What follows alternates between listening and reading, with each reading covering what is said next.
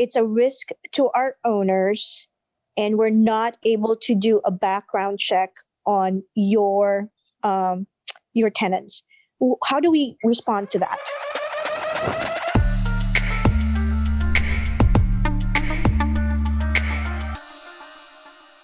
I'm sure I forgot which video number that is, but there's a video number in the recording on that one, but okay, how to handle all of the security and the background, because that's which is why I'm saying there's a miscommunication and a misunderstanding of how things work. And this is why the conversation must be had, or you just, lay down and leave. It's fine either way. There's no right or wrong. But we have answers for screening and security. And I had to go toe to toe. We're talking a 2-hour phone call with regionals and community managers.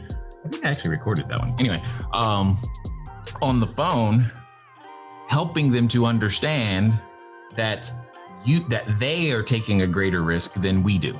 And it took a while, but we got there. And it was because it came down to this exact same point of just them understanding that we have way more control.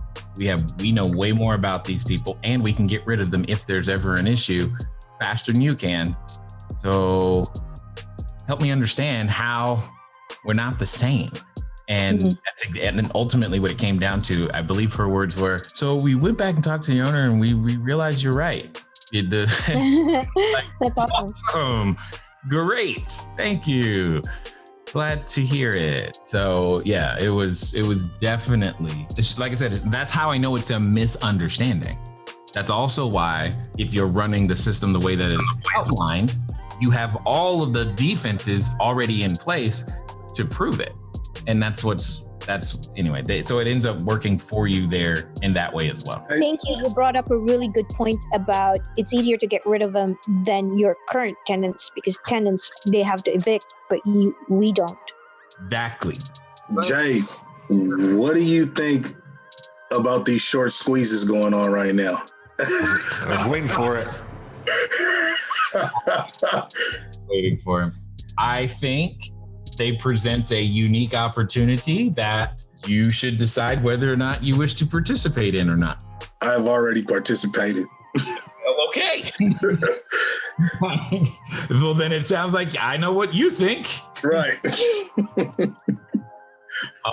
So that's really what it comes down to is so long as you understand what's going on and what you're doing, have at it. That is my concern. So long as you understand what's going on and what you're doing, then great. Knock yourself out, because I cannot blame you for wanting to take advantage of what is in front of you at all. Yeah, this is crazy. I'm trying to understand everything that Reddick is on, and I think I've got a good grasp of what's going on.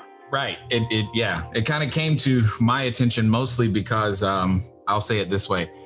I had already purchased AMC because I was looking at other things. I was looking That's at awesome.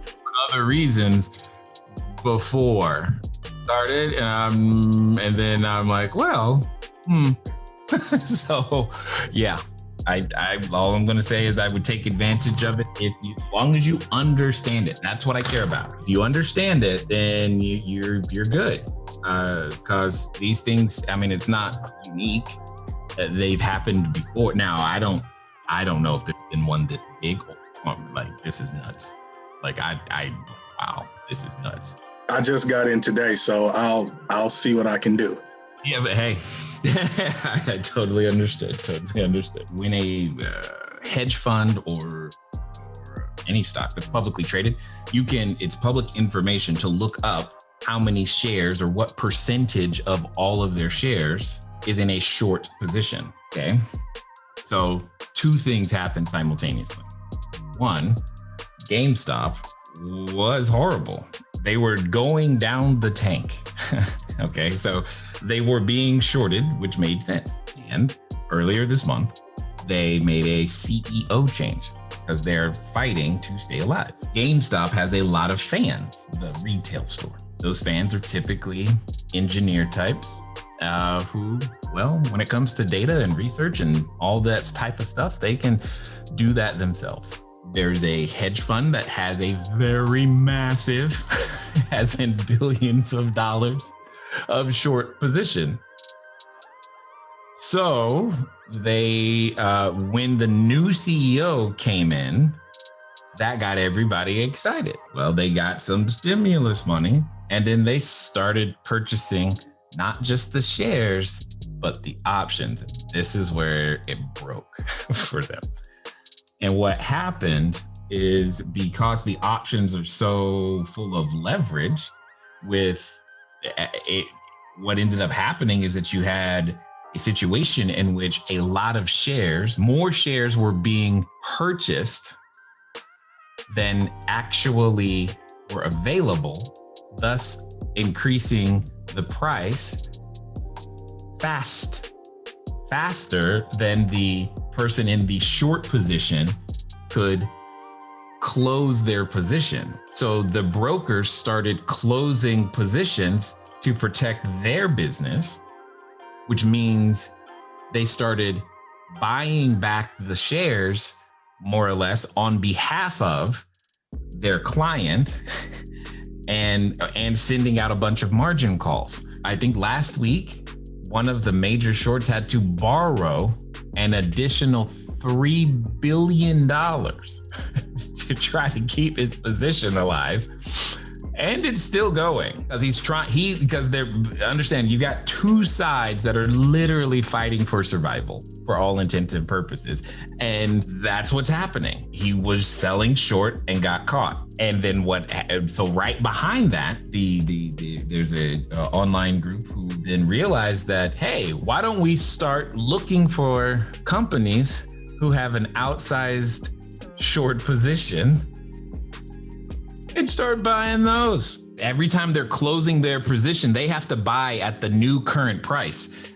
So buying at the new price then drives the price even higher because the volume goes up. Correct. Okay. Now you're getting it. It is literally a self-fulfilling prophecy until someone taps out and says, I quit. Okay. Wow.